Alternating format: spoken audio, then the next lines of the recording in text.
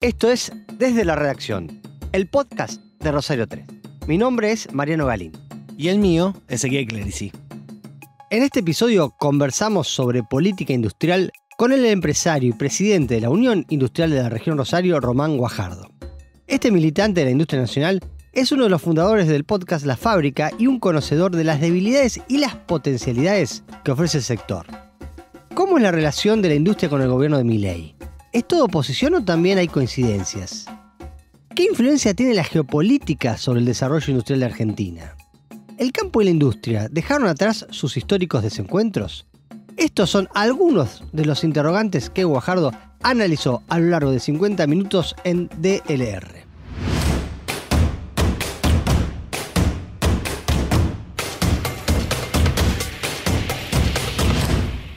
Se me ocurrió empezar con la lupa bien lejos para después focalizarnos en nuestra provincia, en nuestra ciudad. Y cuando te decía bien lejos es porque quería arrancar con el triunfo de Trump en los Estados Unidos, porque lo festejan los libertarios, en parte porque es lo que se supone un entendimiento que puede haber con el fondo, algunas coincidencias ideológicas, pero cuando vos ponés la lupa y el foco en el discurso económico parece un periodista clásico. Ni siquiera te diría un kirchnerista. Un periodista clásico habla de protección de la industria, de los trabajos en Estados Unidos, barreras arancelarias. Así que, bueno, Román, primero, muchas gracias por acercarte y este tiempo. Y segundo, ya arranquemos. ¿Cómo lo estás viendo vos? Bueno, no, gracias a ustedes, Mariano, Ezequiel, por darme voz, por darme a conocer también nuestro trabajo, por lo que venimos haciendo y también para hablar de algo tan apasionante como es la industria. Con respecto a lo de Trump, sí, la realidad es un poco, me quedo con lo que vos decías, bien vos lo decías cuando me dabas el pie. Él tiene un montón de causas o banderas que son muy similares a las que a veces desde los sectores industriales nosotros pregonamos, ¿no? Como es, por ejemplo, la protección a la industria. Acá la palabra protección está muy mal vista y es mala palabra. Hablar de proteccionismo, ¿no? Y fíjate que él en su discurso lo instala y lo habla abiertamente. Porque en definitiva no protege a tal o cual empresario, no protege a Max. O sea, cuando en Estados Unidos, estando Biden, que es quien hoy sale, tuvo que subir los aranceles frente a los autos eléctricos chinos, y cuando Max tuvo que pedir una suba de aranceles, lo hicieron y fueron pragmáticos, y lo que tienen bien en claro y no negocian es la cuestión nacionalista, de defender lo suyo, defender lo propio, defender el laburo americano. Él incluso habla de terminar la era de la globalización, habla de un retorno al americanismo en contraposición con el globalismo. Habla de la energía como vector del desarrollo. O sea, advirtió, incluso antes de que se dé la guerra Ucrania-Rusia, lo que le podía pasar a Europa, y en ese momento con el motor de Alemania.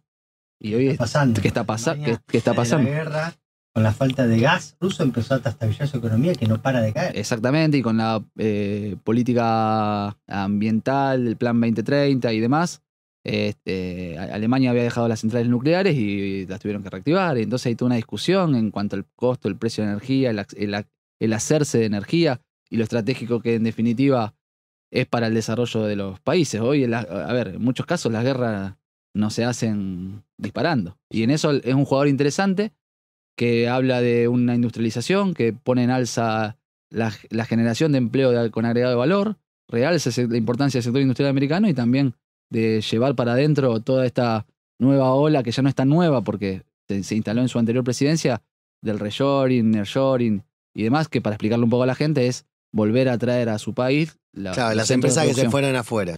Lo que hay con el triunfo de Trump, cuando vos lo circunscribís al ámbito económico, es un reverdecer de una postura pro industria, o sea, de una postura pro defensa, un gobierno pragmático que no duda en decir que le gustan los aranceles altos frente a los competidores asiáticos. A ver, yo creo que en esos Estados Unidos, que es la meca del librecambismo, siempre ha sido muy pragmático. En definitiva, el librecambismo que te venden es para afuera, fronteras para afuera. Ellos siempre han trabajado en pos de fortalecer su clase trabajadora. Ellos han tenido un mercado de capitales y un sector financiero pujante después de haber hecho de haber logrado su desarrollo. Y claro, a veces nosotros queremos empezar por el final. Nosotros queremos tener un mercado de capitales y un sector financiero fuerte sin habernos desarrollado. O sea, una vez que vos te desarrollaste o o que a veces, viste, hacemos muchas comparaciones con la economía doméstica, una vez que vos ya tenés las necesidades básicas satisfechas, bueno, podés poner unos mangos acá o allá, pero no antes, ver si con eso te salvás. ¿Te puede salir bien o te puede salir muy mal? Bueno, entonces, en definitiva, creo que en eso Estados Unidos no es que se enamora de las herramientas son herramientas, no son ni buenas ni malas, en cuando las tienen que aplicar, las aplican, y siempre teniendo un claro norte, y que lo mismo que te dije antes, o sea, yo no tengo duda que uno hubiese ganado, que la política que vienen sosteniendo lo hubiesen llevado adelante. Y aparte, no es solamente Estados Unidos quien tiene políticas industriales y programas industriales.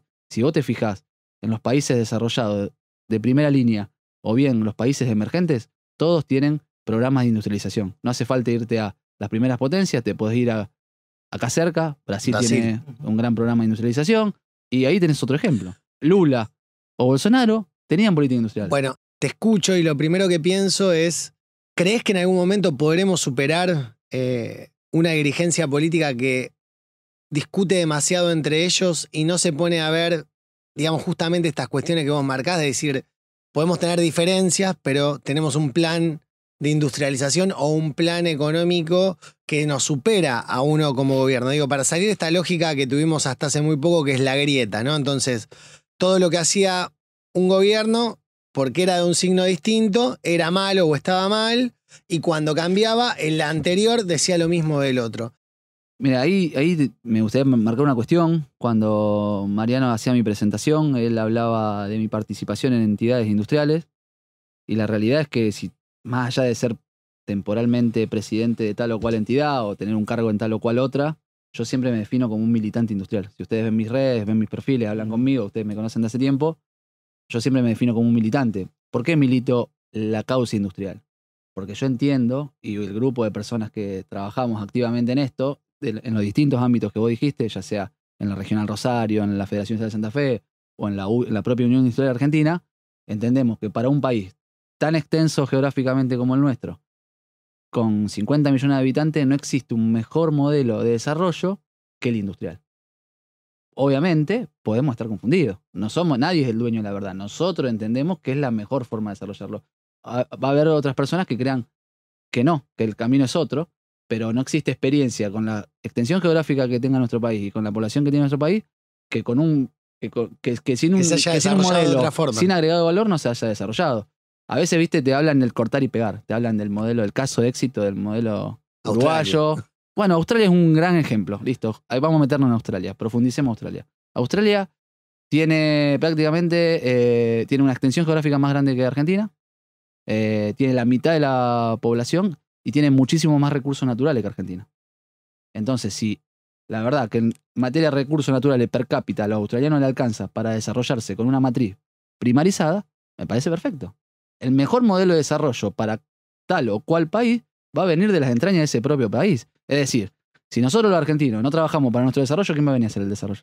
Ninguna potencia. China va a venir a hacer el desarrollo. Por eso cuando decimos la relación con este, la relación con otro, la relación con aquella, pará, ojo, que no le sirva más a ellos que a nosotros. Argentina primero, digamos, sería el lema que tendríamos que tener todos en ese caso. Sin duda, creo que ahí está el desafío, y por eso a veces cuesta que vayamos de un viandazo al otro, y ahí a veces, ahí lo digo con una tristeza del dolor, desde el lugar en el que estoy, del sector industrial, es que no todos los partidos en Argentina, todos los partidos políticos no han incluido la cuestión industrial, ¿no? Entonces, también, ojo, ahí con una autocrítica.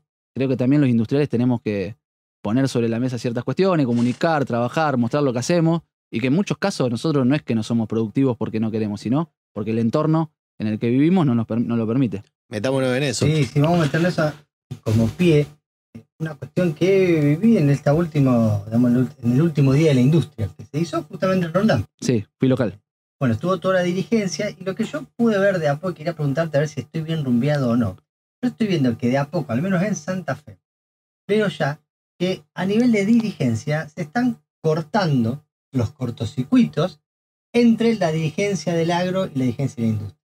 Como que están viendo que la agroindustria los reúne a los dos, y ya, a diferencia de años anteriores, ya no veo de ese discurso en la industria anticampo, tampoco veo el discurso en la dirigencia del agro antiindustrial, estamos encontrando puntos de encuentro, al menos en Santa Fe, digamos, diciendo, che, esto es industria, agroindustria, los puntos que contactan, o no, será industria mineral también. Digamos, vos estás viendo esa cuestión de que como dirigencia ustedes están dando un paso adelante para superar esos viejos enfrentamientos.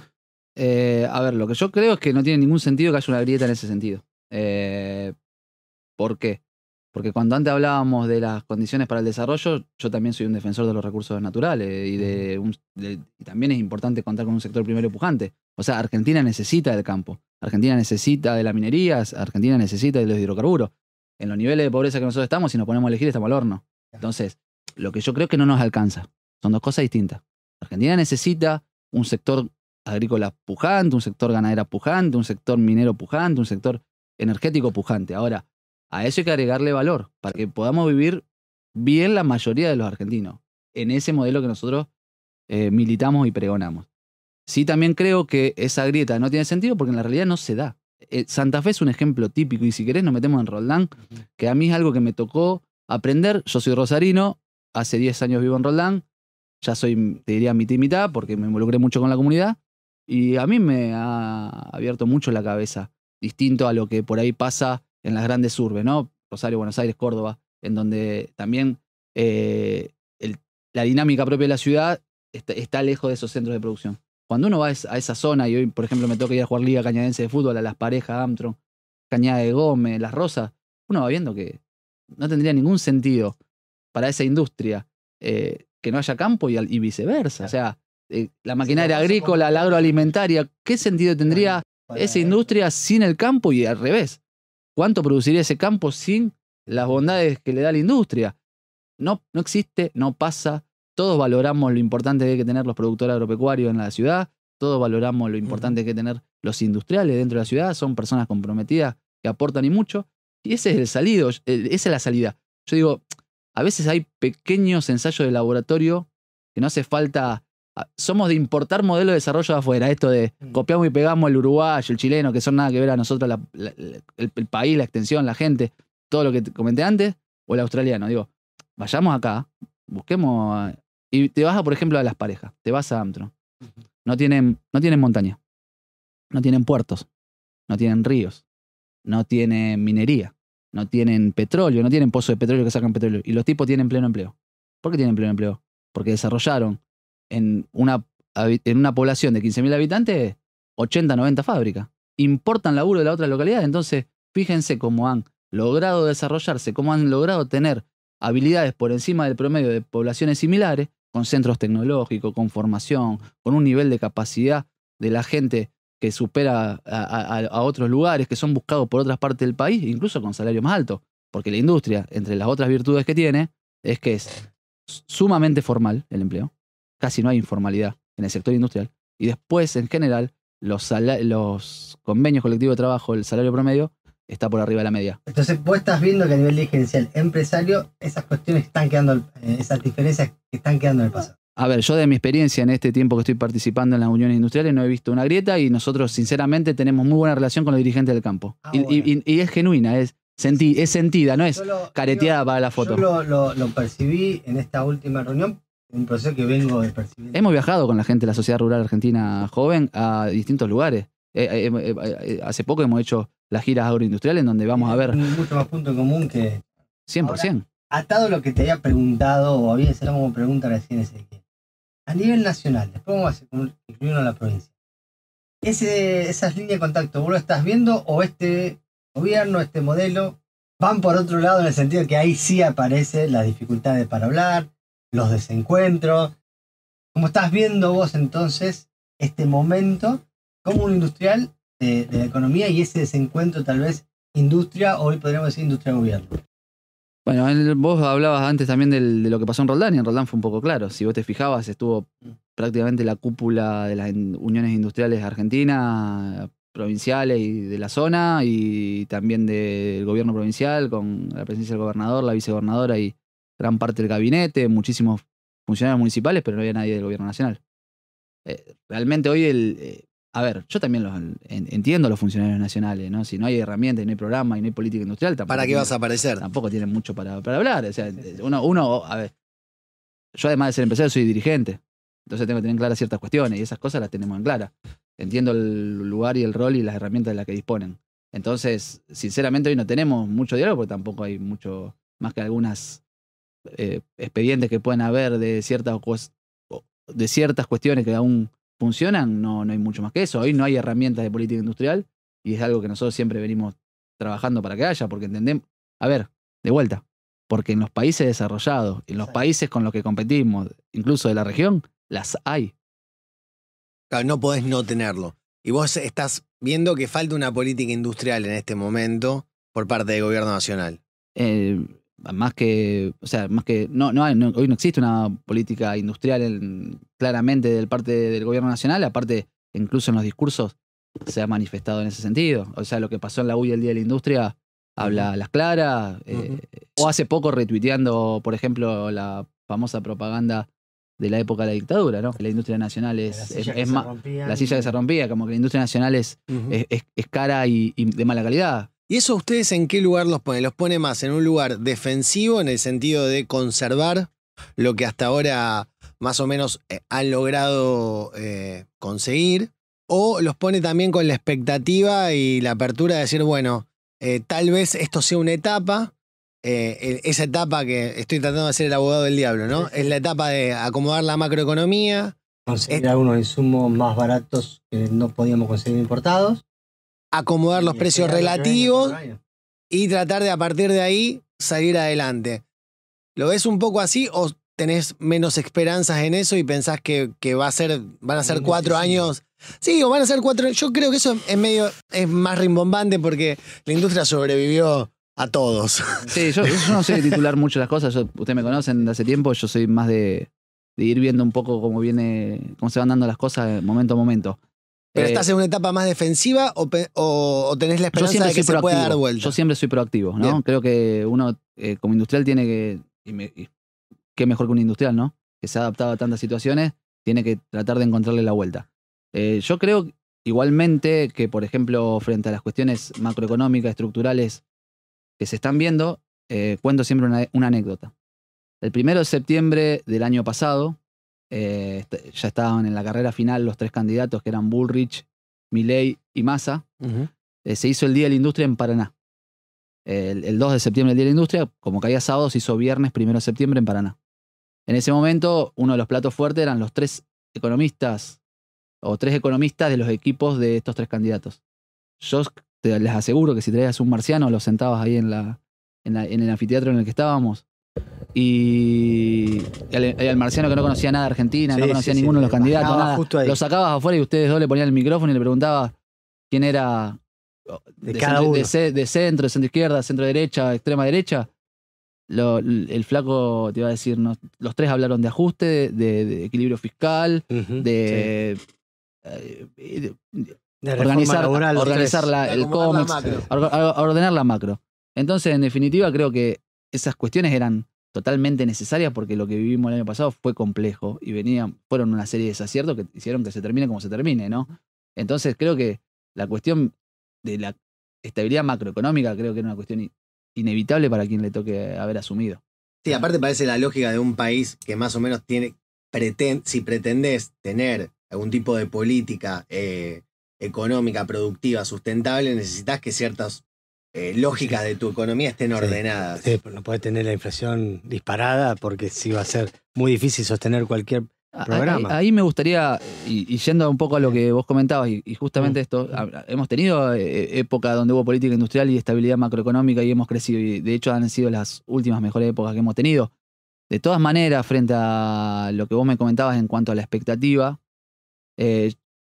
más allá de mirar la expectativa o de mirar, hay que hacer un poco de foco o doble clic en lo que estamos viendo. Yo lo que estoy viviendo hasta aquí son políticas similares a las implementadas en otros momentos que nos han llevado a lugares complejos.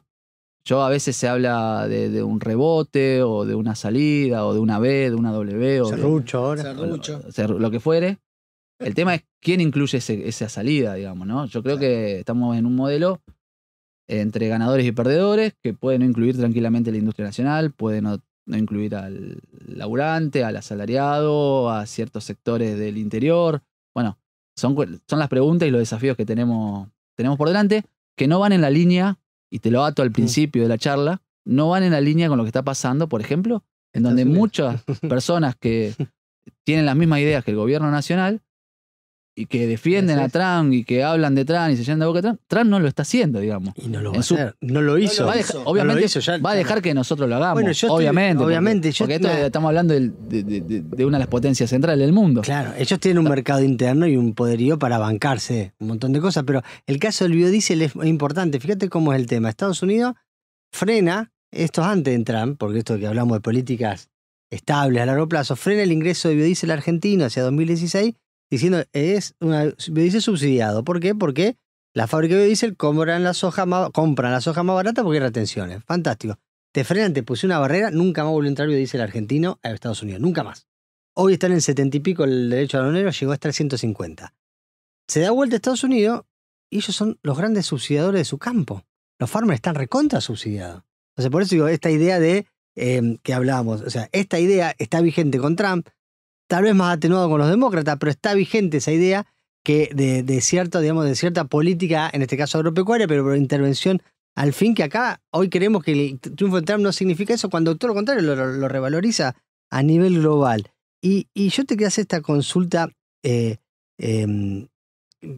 sería así. Vos dejaste acá una punta. Claramente estás viendo con preocupación lo que puede pasar con la industria, más allá de que haya que haber ordenado las cuentas.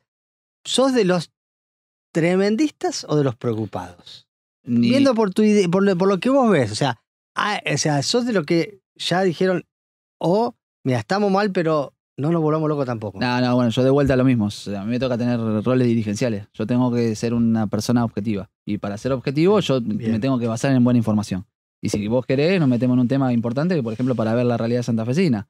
Yo te puedo decir que hoy, el último informe de la Federación Nacional te da un rebote. Chiquito, pero te da un rebote. Pero ahora, de vuelta, porque a veces los promedios son engañosos. Claro, entonces, claro. Porque vos, a ver, vamos a hablar en términos futbolísticos. Sí. Vos no te va a la B por un torneo bueno que metiste. Entonces te zafa el promedio bueno y no la foto de actual. Entonces acá hay que ver esa cuestión. Acá lo que digo es lo siguiente. Ese repunte que está en el torno al 2% de repunte de la actividad económica santafesina, comparado con el mismo mes del año anterior, está traccionado por dos sectores, que es la molienda de oleaginosa y la faena bovina. Con un 2023 que fue malo por todos los vaivenes que hubo y la sequía. Entonces, hoy la realidad es que la tracción viene por ahí. Ahora el 80% de los otros sectores está afectado. Y ahora, también me hago esta pregunta. Digo, ¿cuáles generan el fuerte del empleo? ¿Esos dos sectores que traccionan o el 80% que están afectados? Entonces, cuando vos ves que la siderurgia está afectada, que la metalurgia está afectada, que la fabricación de colchones, que la industria láctea está afectada, para una provincia como Santa Fe, obviamente que hay preocupaciones. Y no son preocupaciones infundadas de corazonada, porque vos hay muchos industriales que puede hablar que no son dirigentes. Porque una cosa es ser empresario y otra es ser dirigente. Son dos cosas completamente distintas. A ver. Vos podés ser un empresario brillante y no un muy buen dirigente, o podés ser un gran dirigente y no tener una empresa tan grande, ¿no? Son distintas cuestiones. Entonces es cómo vos transmitís y cómo lo hablás. Y vos lo que hablás en muchos casos... A ver, vamos de vuelta al fútbol. ¿Vos sos hincha de Racing? Sí, señor. Perfecto, bueno. ¿Es lo mismo lo que piensa un hincha de Racing que lo que piensa el presidente de Racing? No, ni el técnico, ni el... Bueno, porque tiene información, está todo el día. Bueno, acá lo mismo. A veces un industrial o una empresa dice tal o cual cosa y está hablando de una corazonada, de una percepción, de una subjetividad, o de una ideología, o de un sesgo ideológico propio, que no está ni bien ni mal, pero que a la opinión pública en general confunde. Entonces, yo lo que digo es lo lindo de esto y de la dirigencia es cuando se eleva el nivel de discusión. Por eso es importante participar y formarse como dirigente. Si no, la verdad que a veces le bajamos el precio a las discusiones. Y sobre eso, vamos metiéndonos en la agenda de los industriales. Tengo preguntas ahí sobre el tema, pero como nexo, antes de meternos a eso, o para empezar a meternos a eso, uno ve que la industria de ahora, vos hablaste de que estas políticas actuales te traen reminiscencia a las de los 90. Pero uno ve que la industria de ahora, a diferencia de la que sobrevivió el 89, es una industria más moderna, sí, mucho más tecnificada, las empresas mucho más saneadas, vienen de estar con créditos muy baratos en los últimos 10, 15 años, o sea... Mucho más experimentadas también. Mucho más experimentadas, o sea, pasado digamos... Acá han subsistido, han pasado por todas esas cuestiones. La industria que superó los 80 eran muchos talleres fabriles. Hoy vos vas a recorrer industria, la tuya es un ejemplo. las del Parque Roland, pero también vos vas a cualquier lado y vos ves parques industriales donde no tenés que irte a una multi para ver procesos de multi. Entonces, esta industria está mucho mejor preparada para enfrentar este desafío de apertura, dólar barato, todo esto del 90, ¿lo ves? ¿Que tiene más espalda o es algo que puede durar poquito esa espalda? Y la verdad que, a ver, uno cuando se prepara para algo no se prepara para este tipo de cuestiones. La verdad que uno se prepara y invierte y se tecnifica para jugar las primeras ligas. Y cuando uno va viendo justamente lo que hablábamos antes, nosotros, los industriales argentinos, los industriales santafesinos o de la región Rosario, del portón para adentro, y vos lo comentabas recién, Sí. de la fábrica del Parque Industrial de Roldán. Los invito a los oyentes a recorrer cualquiera de esas fábricas y van a ver que la misma tecnología que están en esas plantas son la misma tecnología que tienen esas plantas en otras partes del mundo. Claro. En Alemania, en Estados Unidos, en donde vos quieras, porque la tecnología hoy es un commodity. Claro. O sea, hoy es, por suerte, las fábricas argentinas se han tecnificado, se han tecnologizado, han aprovechado distintas herramientas que hubo y tienen fierros. Entonces vos sos altamente productivo. De hecho, hay un informe de la UBIA que se presentó en el último consejo directivo que habla de la productividad argentina, que habla del costo argentino. Entonces, del portoncito para adentro, le competimos a cualquiera. Producimos la misma cantidad por hora que en cualquier parte del mundo, una fábrica igual, los trabajadores argentinos son buenos, el management argentino es bueno. Ahora, del portoncito para afuera te encontrás con qué. Ahí vamos, ¿con qué? Con qué. Tenés menos acceso al crédito que esa misma fábrica, no te hablo en Alemania, que en Brasil. Bien. Tenés O sea, la misma multi instalada acá. Infraestructura. A vos te sale lo mismo de un contenedor del Puerto Rosario a tu planta que cada vez que el viaje que vino de China. Tenés costo logístico, infraestructura, falta de acceso al crédito, carga impositiva exorbitante, digamos, tributación que se pisa en los distintos niveles. A vos te graban la venta los municipios, las provincias, la nación. Cuando vos haces crédito fiscal sin pagar. Crédito fiscal sin pagar, percepciones, retenciones, que te hacen que la tasa de ingresos, la tasa efectiva de ingresos brutos sea altísima.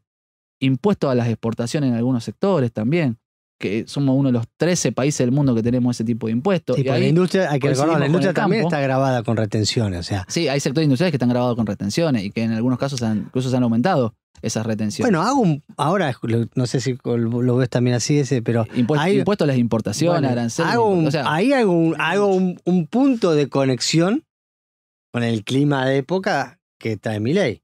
La pesada carga impositiva que castiga al consumidor, también castiga a la industria y le quita esa competitividad. Ya. O sea, olvídate. El sistema tributario argentino, ahí me pongo un poco, sí, nunca ejercí, pero bueno, para los que no saben, soy contador. ¿Sos contador? ¿Qué haces? Soy contador y bueno, nada.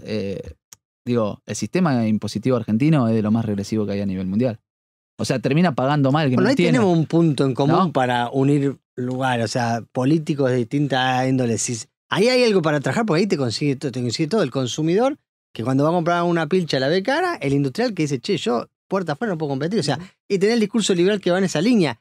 Y es lo que menos se avanzó. Pero, a ver, ustedes bueno, Ezequiel lo miro porque nos conocimos en un festival de podcast.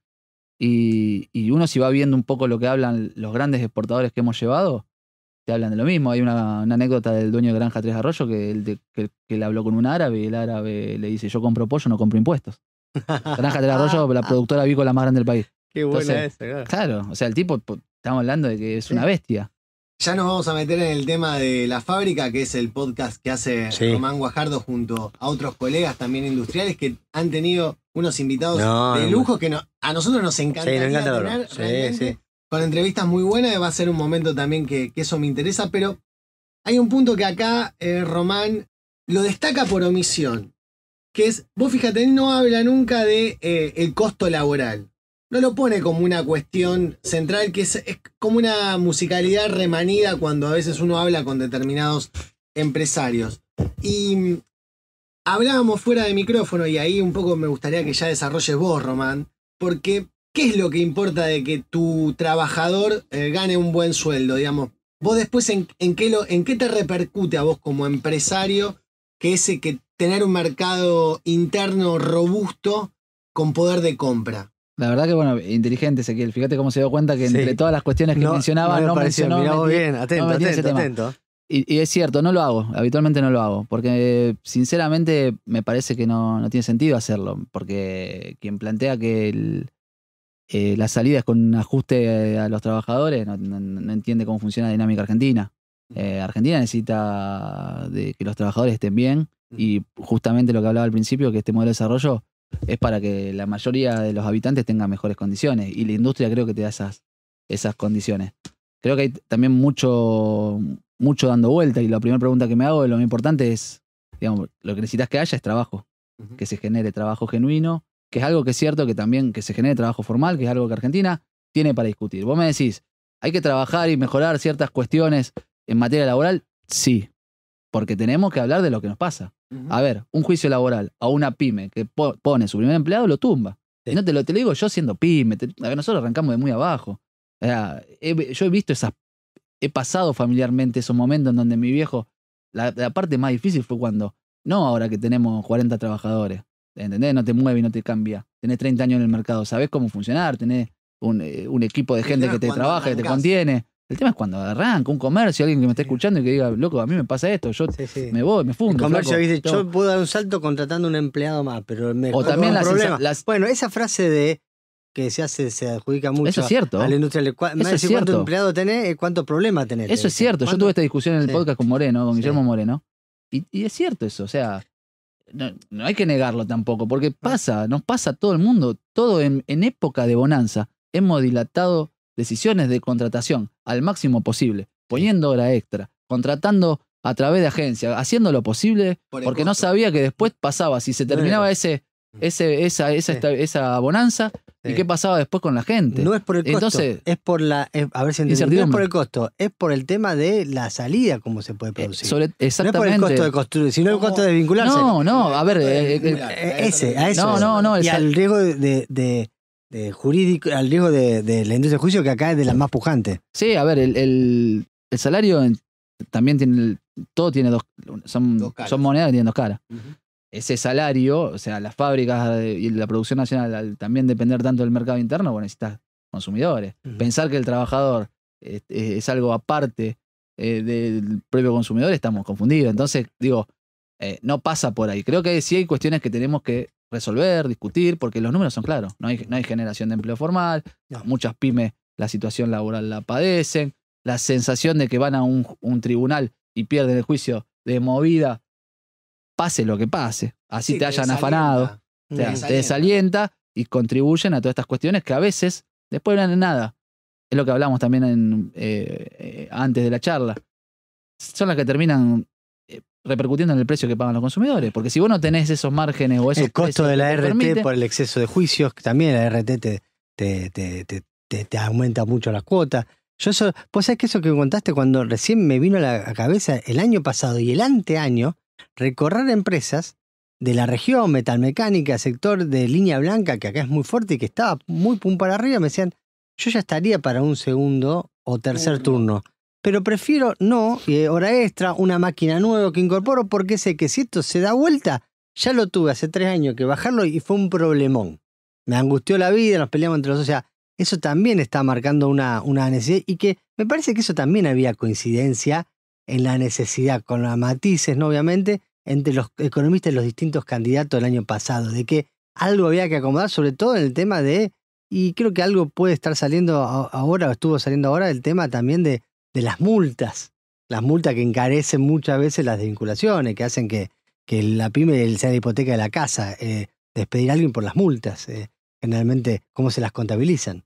Sí, son realidades que transitamos, por eso nosotros hablamos del territorio, de la trinchera, no es que son inventos que nosotros estamos diciendo. A mí no me gusta mucho plantear el tema porque a veces la gente cansa y aburre, nosotros basta con recorrer alguna fábrica para que vos te des cuenta de la relación que hay entre el trabajador y el empresario. En general la relación siempre es buena y entendemos que la salida es conjunta. Y aparte me imagino que con 40 trabajadores, por lo menos de nombre te los conoces a todos. Olvídate, sabés del nombre, sabés lo que hacen, sabés la vida de ellos, cómo están los hijos. Pasa por otro lado y eso es lo lindo de esto, es lo que genera arraigo, es lo que genera comunidad. A mí, Rubén, por ahí es una pregunta que no tiene mucho que ver con el espíritu de lo que venimos conversando, pero me surge de pensar ¿cómo es vivir en una localidad pequeña, digamos, desarrollarte económicamente, empresarialmente, en una población de pocos habitantes. Esto que vos nombrabas también de Armstrong, no solamente de Roldán, que es donde vos estás ubicado. ¿Qué perspectiva le ves a eso para las personas que hoy por ahí se sienten un poco más aprisionadas en la ciudad, tienen ganas de cambiar un poco de perspectiva de vida y tal vez acercarse a localidades más chicas, pero que tengan desarrollo de empresas industriales? ¿Cómo lo ves? ¿Cómo lo pensás? A ver, yo te voy a hablar de mi experiencia personal en este caso. Tiene un montón de cosas espectaculares y otras cosas que la ciudad también te da que son espectaculares, ¿no? Yendo a una ciudad chica, este almuerzo del Día de la Industria que por primera vez se hizo en Roldán se llamaba Industrias Comunidad. Ahí lo que vos vas viendo es una transversalidad. Claro. Lo que vos vas viendo es que los industriales, por ejemplo, esas personas que son hijos de la propia ciudad, que pisaron las mismas calles, fueron a los mismos clubes, estudiaron en la misma escuela que las demás personas, llegaron a generar empresas que trascienden los límites de la ciudad, incluso los límites del país. O sea, Danés, todo el mundo dice, Danés, qué empresa espectacular. Es una empresa espectacular, la mayor empleadora de Roldán, 500 trabajadores, están haciendo desarrollos de equipamiento con una tecnología impresionante, y el nombre viene de Daniel y Néstor, y Daniel y Néstor estuvieron todo el tiempo en la ciudad, o sea, de Daniel y de Néstor. Y Daniel y Néstor viven en la ciudad y siguen yendo al mismo club y están en el buffet. Eso también te hace posible que vos humanices, y la fábrica, el podcast, busca eso desde la comunicación, es decir, humanizar al industrial, al hacedor, al tipo que transforma esas realidades. En las comunidades chicas eso es mucho más palpable. Creo que en las grandes urbes, por la propia dinámica, se ha perdido, y es bueno por ahí volver a esas fuentes que antes sí, por ejemplo, en Rosario pasaba. Claro. O sea, siempre mi viejo me cuenta, y de hecho mi viejo... Esta fue una ciudad obrera. De talleres, de gente vestida de overol, viste, engrasada, y es eso, la ciudad tiene esa fisionomía. Si vos te vas a esas ciudades, tenés esa fisionomía, y después te pasa un poco lo que te comentaba antes, que son pequeños ensayos laboratorios que entendemos que el discurso de desarrollo nacional con industrialización es posible. Es posible. Yo quiero tocar dos temas, al menos son los que tengo como para ir cerrando, pero tocarlo en extenso porque me parece son importantes, que hacen a dos temas de la interna industrial con dos cosas que yo veo: importaciones y acero. Voy por el lado de las importaciones. Así, desde lejos, siempre el temor con estos procesos de liberación, de dólar barato, es lluvia de importaciones, ¿no? Problema con las importaciones. Alguien desde el consumidor te podría plantear, caso Tierra del Fuego. Y bueno, yo tengo la tecnología muy cara, la ropa muy cara. La ropa, tecnología es muy cara acá, y él ya adelantó alguna cuestión del cargo y la carga impositiva. Exacto. Como parte de ese problema. Pero yo te quería sumar, además de eso, con el tema de importaciones, otro tema.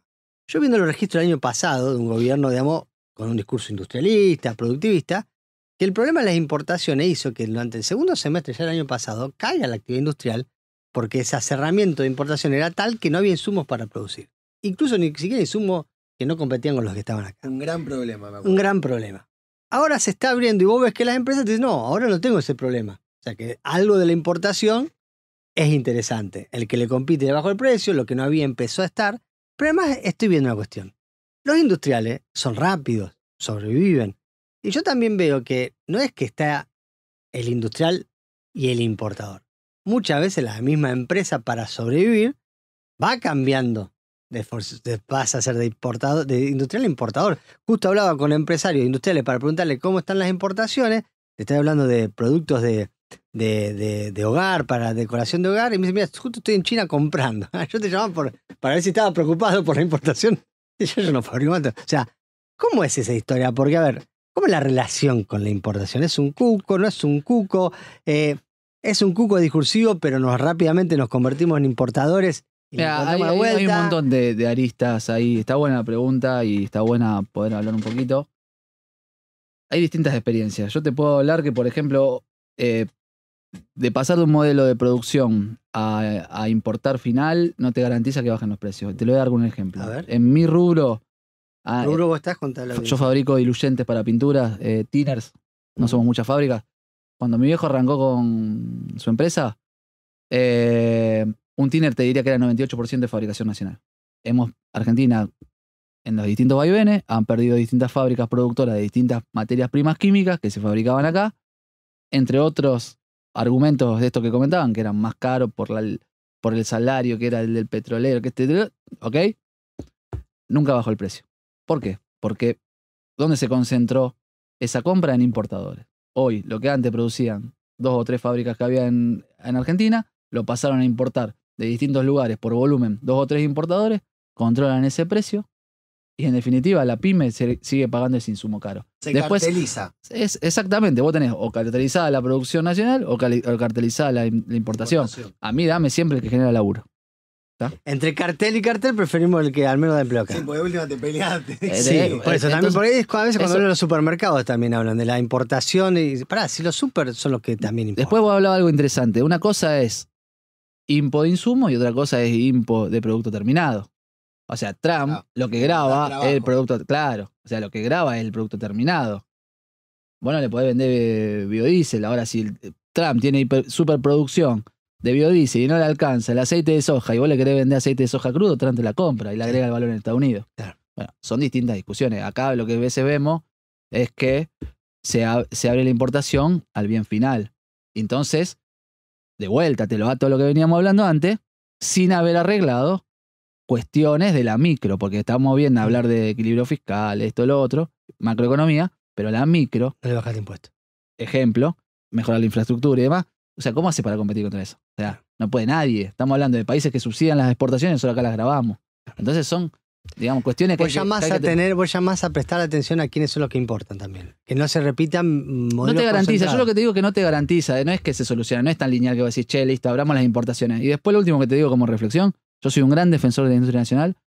Quienes me busquen en las redes saben que van a encontrarse con un defensor de la industria nacional desde manera proactiva, pero también entiendo a aquellos que hoy las necesidades los llevan a importar para poder subsistir. Sí, tiene que ser. Sí, o sea, lo ves. Y además veo industriales que están reemplazando depósitos que iban para ir para línea de producción, para depósitos de almacenamiento. Pero basta ir a las ferias internacionales que hay, por ejemplo, en China y demás, y vas a ver que hay un montón de argentinos participando en las ferias, trayendo producto, queriendo traer producto final. También hay mucha gente que no sabe, que no conoce el mercado y va, y bueno, también eso ensucia y embarra la cancha. Yo creo que eso después se va a depurar. Son los ciclos que hoy corren, son desafíos nuevos que se vienen por delante.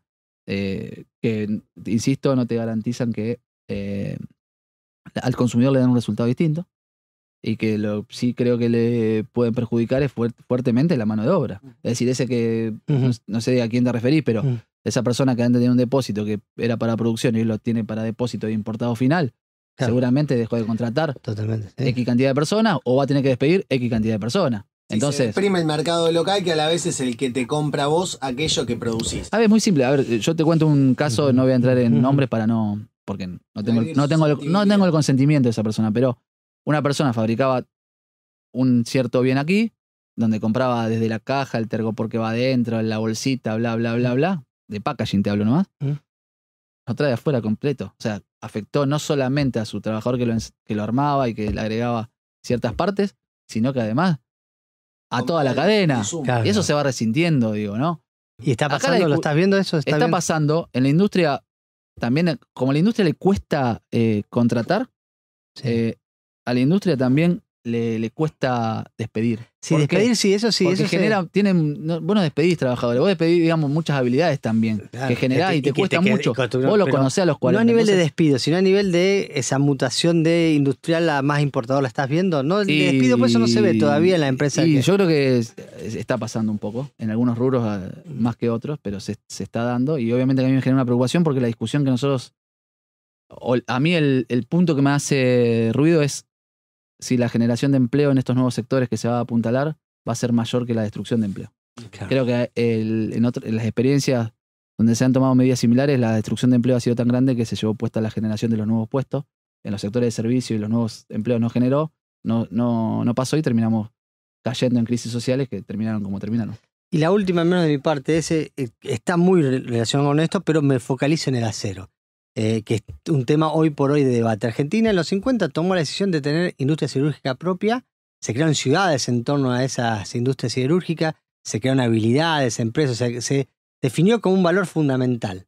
Que uno de lo que está viendo ahora es que ese valor, que incluso los propios industriales lo siguen sosteniendo, también tiene un problema. Estamos hoy, la industria metalmecánica o metalúrgica que se toma el insumo industrial, lo tiene con un precio mucho más caro que en el exterior. Recién ahora se está empezando a acomodar por las importaciones a media. Entonces tenemos cientos de metalmecánicas y metalúrgicas, cientos, que son menos competitivas a la hora de buscar un mercado externo, competir con alguien que viene de afuera, porque compran el acero más caro, y por otra parte 3 o 4 empresas, grandes siderúrgicas, protegidas, como se la protege en todo el mundo. Entonces, yo te quería preguntar, ¿cómo se puede calibrar esa diferencia para que la decisión histórica de tener siderúrgica no se lleve puesta a la metalúrgica o la metalmecánica? O sea, tener lo bueno de tener siderúrgica acá no significa tener que tener acero tan caro. Acero caro para construir, cuando uno piensa en metro cuadrado caro en Argentina, es porque tiene un acero 2 o 3 veces más caro que en Brasil o que en Chile. O sea, y eso nos cuesta al consumidor, al que no tiene nada que ver en el tema. ¿Cómo ves vos esa que antes no se hablaba, viste? Antes los industriales lo protegían mucho la siderúrgica. Ahora yo empiezo a ver, algunos dicen, che, algún precio distinto tiene que bajar. Bajó para 35% la chapa, la más de menos valor agregado, en dólares en lo que va el año. ¿Cuánto te la vendían el año pasado? Entonces, para poderte la bajar hoy 35%. Ahí estuvieron haciendo alguna extra. A ver, eso ha pasado en muchísimos sectores. Te puedo nombrar la cartulina, el papel, te puedo nombrar la química, la petroquímica. Ha pasado eso. Vos tenés... hoy, en muchos casos, el sostenimiento de listas no se da tanto por control o por mantención de esos precios, sino por lo que ha bajado esas materias primas que estaban atadas a números muy por encima del promedio histórico. También es cierto que mucha gente que se estoqueó en esos insumos hoy se ha descapitalizado, porque los precios en dólares, como bien vos decías, han caído abruptamente. A ver, el tema del acero a nivel mundial es, en primer lugar, una discusión de soberanía nacional, una discusión de geopolítica. Si vos me preguntás a mí, para mí es importante poder tener... defensa. Sí, poder tenerlo, ¿no? O sea, fíjate que los debates que se dan y los debates que se están dando, por ejemplo, en las esferas más grandes entre Estados Unidos y China, pasa por ahí. Hoy el acero chino te diría que no puede competirle casi nadie porque hay una sobreproducción. Esa sobreproducción buscan meterla en el mundo y todo el mundo está buscando la manera de ver cómo protege esa industria estratégica que es la industria de las industrias, ¿no? Entonces ahí digo, para un país como el nuestro, lejos de todo y con intenciones de desarrollo industrial, tener siderurgia y acería es importante. No obstante, lo mismo que te digo para el acero, te digo para cualquier sector, es que haya ese tipo de abuso y que afecte a toda la cadena y que después que fabrica cosechadora o fabrica sembradora tenga un precio de la sembradora más caro porque el acero arranca de un acero caro, complica, porque le quita posibilidades a Argentina. Solucionarlo obviamente que es una situación compleja, eso también se mejora con mayor oferta. Hoy también hay un montón de nuevos proyectos de la acería, también se pone en jaque porque hay un montón de proyectos en donde, como el que se va a hacer en San Nicolás, que también va a aumentar esa oferta y las distintas posibilidades de que otros jugadores entren al mercado. Así que se abre un nuevo panorama. Ahora, te vuelvo a decir lo que te dije antes. Yo no creo, o sea, no es tan lineal que, es decir, listo, cerramos las 3 que tenemos, las 4 que tenemos, vamos a importar todo de afuera y te cambian las condiciones. Claro. Y la pandemia, por ejemplo, fue un gran maestro de nosotros.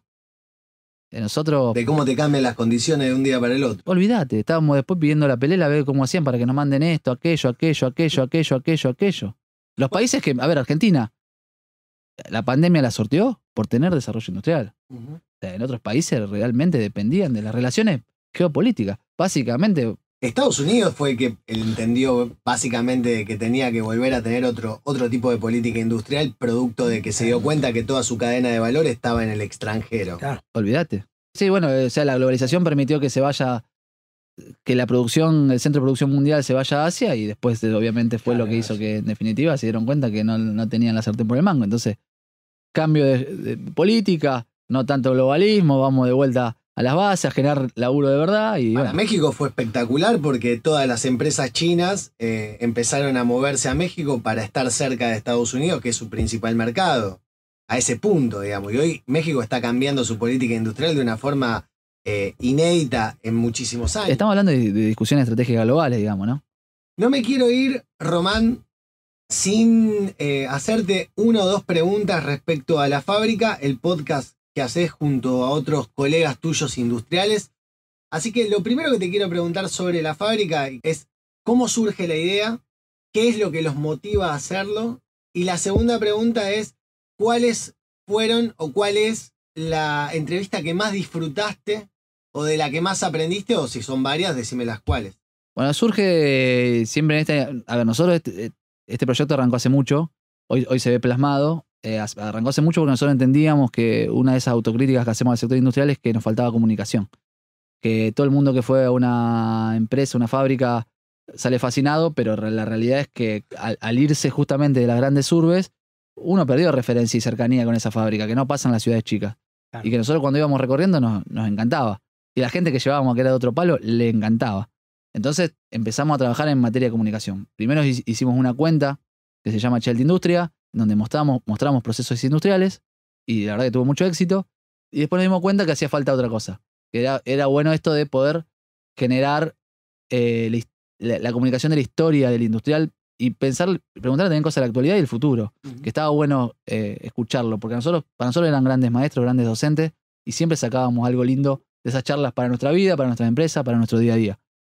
Y así fue que eso, sumado a que la nueva era de la comunicación nos permite la posibilidad también de generar un espacio como ese, en donde, sí, sinceramente, costo, digamos, con un productor, que es Tomás Sicilián, que venía del método, con una inversión que nosotros hicimos, que estuvimos dispuestos a hacerla, con un estudio, y nosotros que dijimos, mirá, a ver, no somos periodistas, ni queremos serlo, y no queremos competir con el periodismo.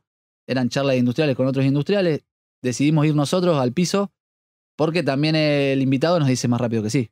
Claro. O sea, distinto es cuando va en búsqueda del título periodístico, que tenés otra habilidad para preguntar y demás. Entonces dijimos, bueno, viendo un poco esas cuestiones, decidimos encararlo de esa manera. Arrancamos mal, como todo proyecto que se inicia. Por suerte, y también nunca aflojamos y pudimos reconvertirlo. Nosotros entendíamos que era atractivo que industriales hablemos con políticos, y la verdad que la gente está hincha la bola de escuchar políticos. Nos fuimos el primer gran acierto fue Diego Fenoglio de Franui, que empezó a viralizarse y pegar por todos lados. Y a partir de ahí encontramos como el rumbo y dijimos, no, esto es podemos hacer algún especial con tal o cual político. Pero esto es con los pares. Pero esto es con los pares, que es lo que más deja y es lo que queremos mostrar. Así que eso fue un poco el camino, y la verdad que hicimos ya 34 episodios, y los que más me gustaron. Ahí está, vamos. Los que más me gustaron, a mí me gustó mucho.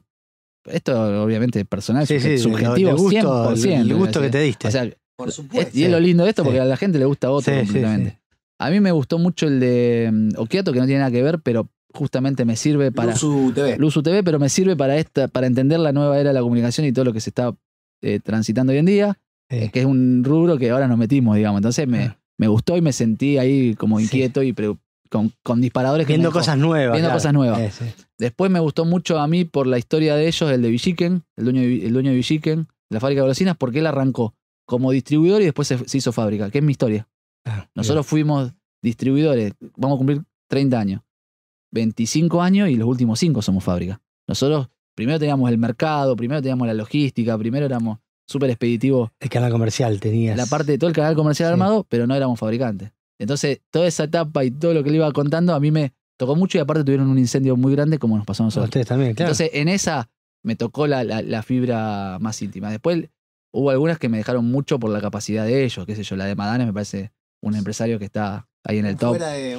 Fuera de serie. Herrero, Madanes, son tipos que están en otra liga y que juegan. Por eso te digo, el vivo con Piñanelli. El Herrero, recordemos, es el ex CEO de Toyota hace poco, pero que fue artífice de la revolución de Toyota a nivel Latinoamérica. Y aparte porque también tuvo una inteligencia muy grande para cómo relacionarse con Esmata, digamos. Es un modelo, me parece, el de ese CEO.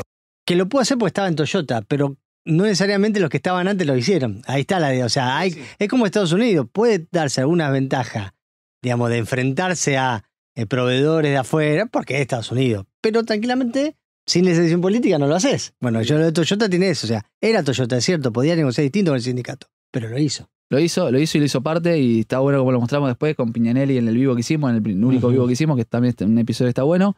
Y esas son las que más me gustó ver. Ahora, la que más disfruté en el piso haciéndola fue la de Carlitos Ruibal, Juego Ruibal, porque es una persona sumamente cálida y humana, y la otra que también disfruté es la de Alcoholes Porta con Josecito Porta, que es una familia amiga, que la verdad fue muy divertida la charla por el propio José, ¿no? Pero bueno, eso. Bueno, desde la redacción, el podcast que hacemos acá Así en es. Rosario 3, los invitamos fervientemente a que escuchen La Fábrica. Los domingos a la noche, el lunes los veo. Yo lo escucho. Nosotros tenemos anticipo el dos. domingo, ¿no? ¿Cómo lo hacen? Hay algo que aprendí cuando ahí lo conocí a Ezequiel, es un video podcast. Y nosotros estrenamos a las 20 horas los domingos por Ahí YouTube está, y los lunes a las 8 por Spotify. Román Guajardo, muchísimas gracias. Gracias a ustedes, un placer. Desde la redacción es una creación de Rosario 3, Grupo Televisión Litoral. Gracias por tu atención.